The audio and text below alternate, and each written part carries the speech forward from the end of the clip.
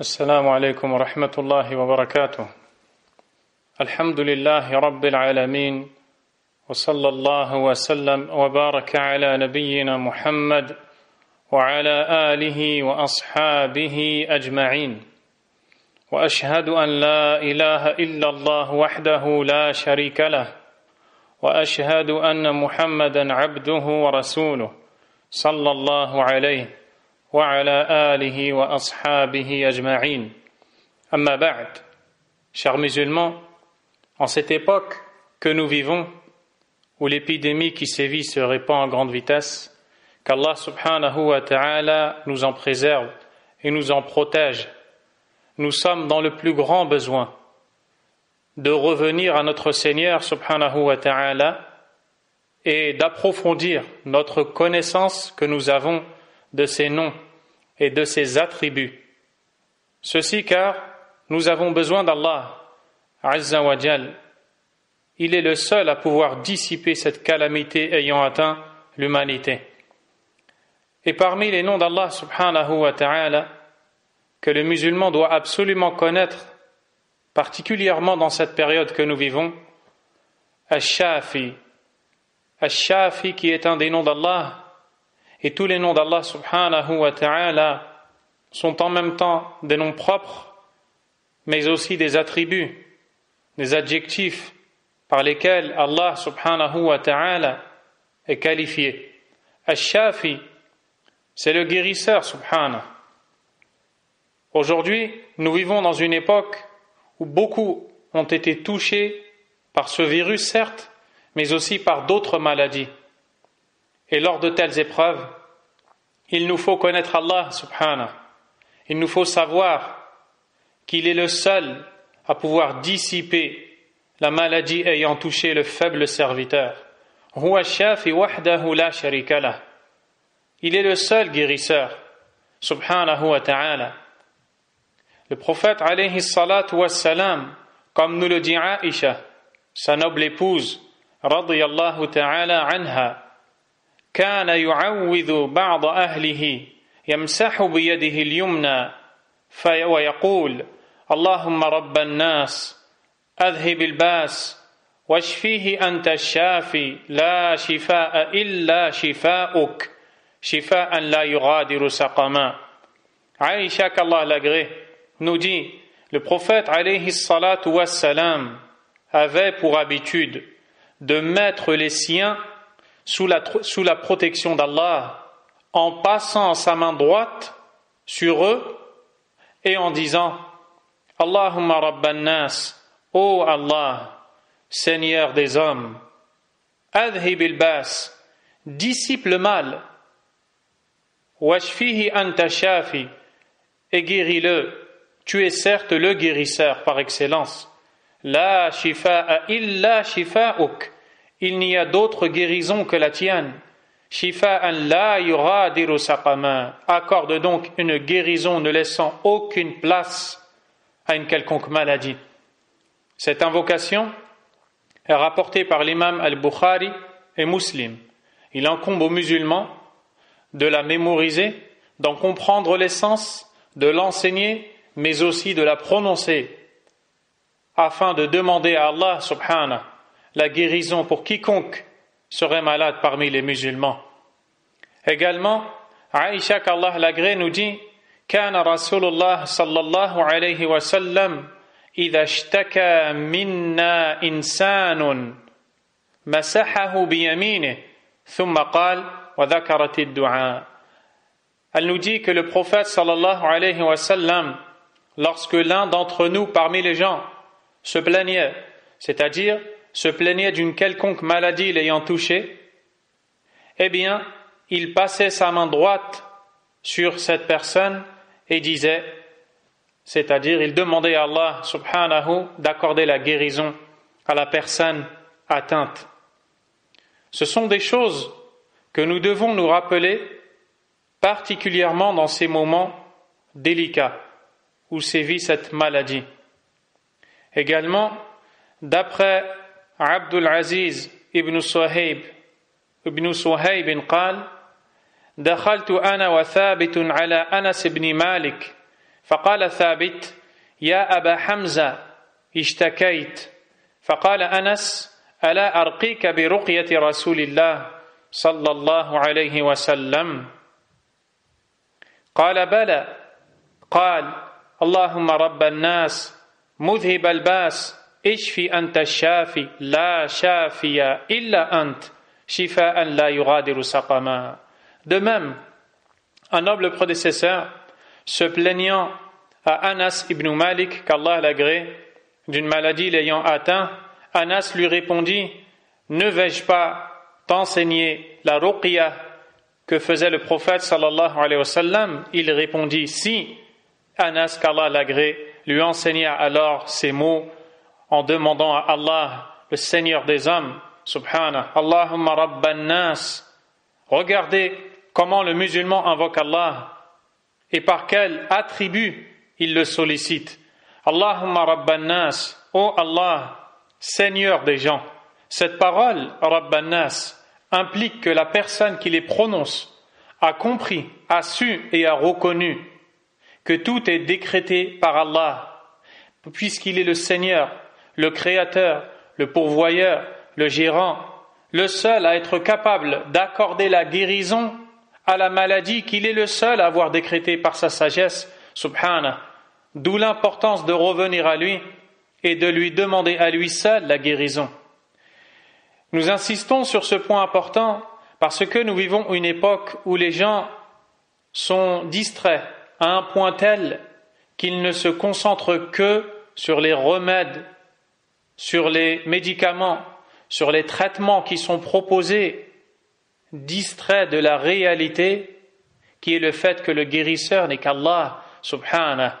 Combien ont pris des traitements qui sont avérés efficaces, mais qui n'ont pas eu d'effet positif sur la personne, parce qu'Allah en a décidé autrement, subhanah. Et combien ont demandé à Allah la guérison pour des maladies qui ont été déclarées par les connaisseurs du domaine comme étant incurables, ayant pourtant été guéries. Ceci car la guérison ne vient que d'Allah, subhanahu wa ta'ala. Ainsi le musulman demande: Allahumma rabban nas, ô Allah, Seigneur des hommes, mudhib al-bas, toi qui dissipes le mal, ishfi anta shafi, guéris, nul autre guérisseur que toi, la shafiya illa ant, shifa'an la yuradiru saqama. Et le sens du nom d'Allah subhanahu wa ta'ala, al-shafi, il est celui de qui provient seule la guérison. Allah azza wa jal est celui qui accorde la guérison. Il accorde la guérison des maladies physiques, certes, mais aussi la guérison aux maladies des cœurs. Car les cœurs, lorsqu'ils sont malades, c'est bien pire que les corps lorsqu'ils sont malades. Et c'est quelque chose, c'est un domaine où les gens sont distraits, inattentifs ou alors tout simplement ignorants, ne connaissant pas l'importance du fait que le cœur doit être bien portant, doit être sain.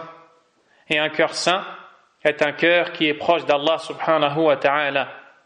Ainsi, lorsque l'on reconnaît qu'Allah est le guérisseur, on comprend qu'il est le guérisseur des cœurs en les remplissant de foi, en les purifiant de toute souillure contenue dans les cœurs, telle que l'attachement à un autre qu'Allah subhanahu wa ta'ala, telle que l'envie de plaire à autrui par une action à travers laquelle on ne doit rechercher que la satisfaction d'Allah subhanahu wa ta'ala, tel que l'orgueil, tel que tous les maux contenus dans les cœurs. Mais aussi, Allah est le guérisseur des corps. Il guérit les corps de toutes les maladies, de tous les défauts qui touchent et qui sévissent, tels que cette épidémie qui sévit et bien d'autres aussi. Ainsi, le seul à guérir est Allah. Pour cela, le noble prophète Ibrahim, alayhi salam, s'adressant à son peuple qui l'invitait à Allah, subhanahu wa ta'ala, il leur a dit: Wa idha maridtu fahuwa yashfin. Et il en a fait une preuve qu'Allah est le seul à mériter l'adoration. Et lorsque je tombe malade, c'est lui qui me guérit.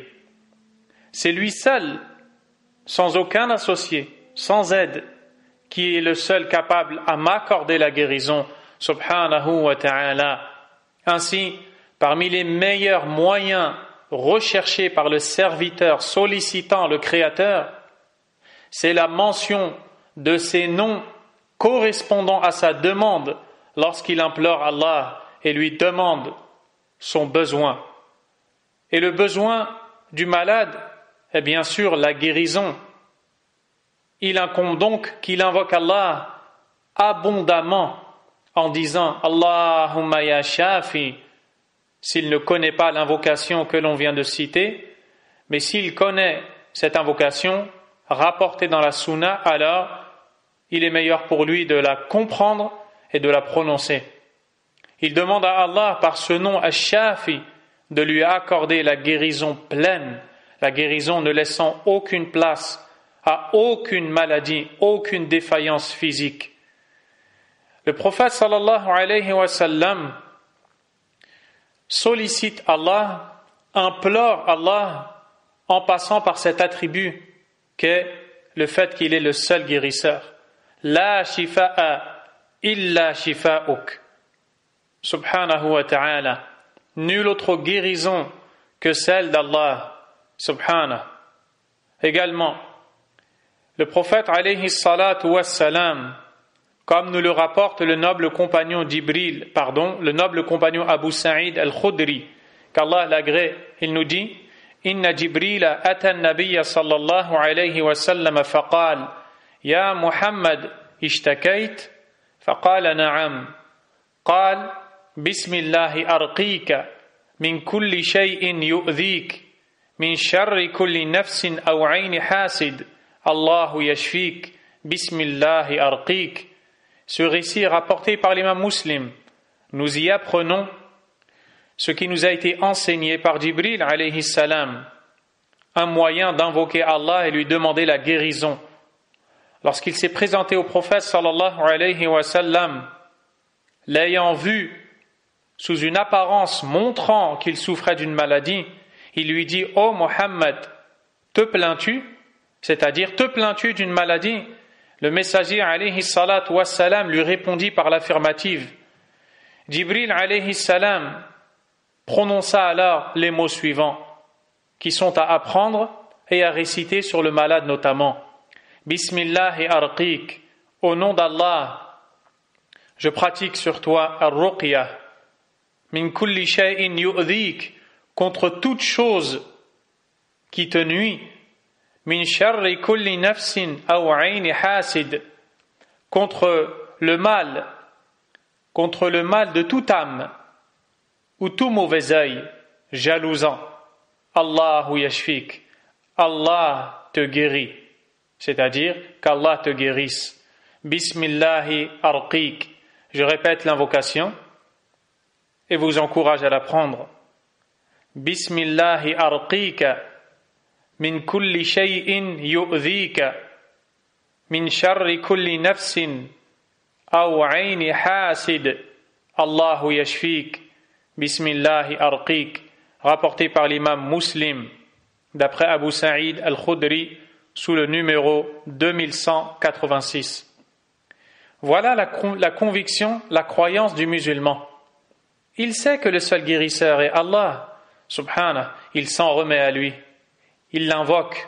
Cela ne l'empêche pas, bien sûr, d'œuvrer à la recherche d'un remède physique licite. Le fait de placer la confiance en Allah et lui demander la guérison n'empêche absolument pas la personne de chercher des remèdes physiques, des médicaments, lorsque ces derniers sont licites, autorisés par Allah, subhanahu wa ta'ala. Le prophète alayhi salatu wa salam lui-même nous a ordonné de se soigner et nous a interdit de se soigner par les choses ou les substances qui sont illicites. Et cela ne nuit en rien à la confiance en Allah que le croyant place en Allah subhanahu wa ta'ala. Également, le prophète alayhi salatu wa salam a dit li kulli da'in dawa fa idha usiba dawa'u da'i bara'a bi'idhnillahi azza wa jal. à chaque maladie existe un remède. Lorsque le remède atteint la maladie, la personne guérit par la volonté d'Allah, exalté soit-il. Il nous apprend ici que toute maladie créée par Allah Azza wa Jal a un remède créé par Allah subhanahu wa ta'ala. Cependant, Allah veut de nous que nous cherchions et que nous fassions les causes nous permettant d'atteindre ce remède. Il arrive tantôt que les remèdes soient connus, mais il arrive aussi qu'ils ne soient pas connus. Quoi qu'il en soit, le musulman, de par sa conviction et son attachement à Allah subhanahu wa ta'ala, l'invoque avec une conviction pleine, enracinée dans son cœur, et attend la guérison d'Allah subhanahu wa ta'ala. Également, d'après Usama ibn Shurayk radiyallahu anhu, qui dit: قال كنت عند النبي صلى الله عليه وسلم وجاءت الأعراب فقالوا يا رسول الله أنتداوى فقال نعم يا عباد الله تداووا فإن الله عز وجل لم يضع داء إلا وضع له شفاء غير داء واحد قالوا ما هو قال الهرم وفي لفظ إن الله لم ينزل داء إلا أنزل له شفاء علمه من علمه وجهله من جهله. Le prophète sallallahu alayhi wa sallam nous enseigne ici la chose suivante. Lorsque des bédouins sont venus voir le prophète alayhi salatu wa salam et lui dire: Ô messager d'Allah, devons-nous nous soigner? Oui, répondit le prophète alayhi salatu wassalam. Oui, ô serviteur d'Allah, soignez-vous. Certes, Allah exalté soit-il, n'a pas déposé une seule maladie sans qu'il n'en dépose un remède, à l'exception d'une seule. On le questionna sur celle-ci, il répondit: Al-Haram. Et lorsque l'on étudie ces récits du prophète sallallahu alayhi wa sallam, l'on voit l'importance de demander à Allah la guérison et d'être pleinement convaincu qu'il est le seul guérisseur subhanahu wa ta'ala. Le fait de se guérir, le fait de se soigner, n'est en aucun cas un annulatif ni un diminutif de la confiance que l'on place en lui. Et la seule chose qui n'est pas soignable, c'est la mort. Il n'y a aucune solution. Lorsque le terme fixé par Allah arrive, eh bien, personne ne pourra le repousser. Wallahu al-musta'an. Voici quelques conseils qui sont donnés aux musulmans en ce sens, en espérant d'Allah subhanahu wa ta'ala qu'il nous accorde la guérison ainsi qu'à nos frères et sœurs touchés par cette maladie et que nous ne devons pas oublier dans nos invocations. Le prophète sallallahu alayhi wa sallam a dit: Mathalul mu'minin fi tawaddihim wa tarahumihim wa ta'atufihim mathalul jasad idha ishtaka minhu 'udwun tada'a lahu sa'irul jasad bis-sahri wal humma. Les musulmans, les croyants, dans leurs liens affectifs, la pitié qu'ils ont entre eux et l'amour qui les lie sont à l'image d'un corps. Lorsque l'un des membres de ce corps se plaint, c'est l'ensemble du corps qui souffre de l'insomnie et de la fièvre. Voilà comment doivent être les musulmans. Lorsqu'ils voient leurs frères touchés d'une maladie, ils doivent être peinés. Ils doivent avoir pitié pour eux. Ils doivent demander à Allah subhanahu wa ta'ala, Ash-Shafi, le guérisseur, de leur accorder une guérison pleine. Qu'est-ce que ça te coûte de consacrer dans une de tes prosternations de ta prière, de demander à Allah de consacrer des invocations pour ton frère, pour ta sœur, pour les musulmans touchés par cette maladie? Nas'alullah ash-shafi an yashfiyahum shifaan ajilan ghayra ajil. Nous implorons Allah de leur accorder une guérison pleine, subhanahu wa ta'ala. Et nous disons à nos frères et nos sœurs touchés, ne craignez rien. Allah subhanahu wa ta'ala a plus de pitié pour vous que votre propre mère en a pour vous-même. Et si Allah subhanahu wa ta'ala a décidé que l'un d'entre nous soit atteint, c'est forcément qu'il y a une grande sagesse. Mais nous devons endurer et demander à Allah subhanahu wa ta'ala la guérison. Nous demandons à Allah subhanahu wa ta'ala d'accorder une guérison pleine. Et le musulman qui parle à son frère lorsqu'il lui rend visite, ou sa sœur, ce qui n'est pas le cas de cette maladie, car malheureusement, et par sagesse d'Allah subhanahu wa ta'ala, l'on ne peut se mêler à des personnes atteintes, mais cela ne nous empêche pas de les avoir au téléphone, notamment, et de leur dire ce que disait le prophète sallallahu alayhi wa sallam aux malades, la ba'sa tahurun insha'Allah. Nul mal, c'est une purification, insha'Allah. Ainsi nous disons à tous nos frères et nos sœurs qui nous écoutent, la ba'sa tahurun insha'Allah ta'ala shafakumullah shifa'an ajilan ghayra ajil. Qu'Allah subhanahu wa ta'ala nous aide à nous rendre compte de ce grand bienfait qu'est la santé qu'il nous a accordée et qu'Allah mette dans nos cœurs la miséricorde pour les croyants. Wallahu ta'ala a'lam wa sallallahu wa sallam wa baraka ala nabiyyina Muhammad wa ala alihi wa ashabihi ajma'in. Subhanakallahumma wa bihamdik. أشهد أن لا إله إلا أنت أستغفرك وأتوب إليك والله المستعان ولا حول ولا قوة إلا بالله وعليه التكلان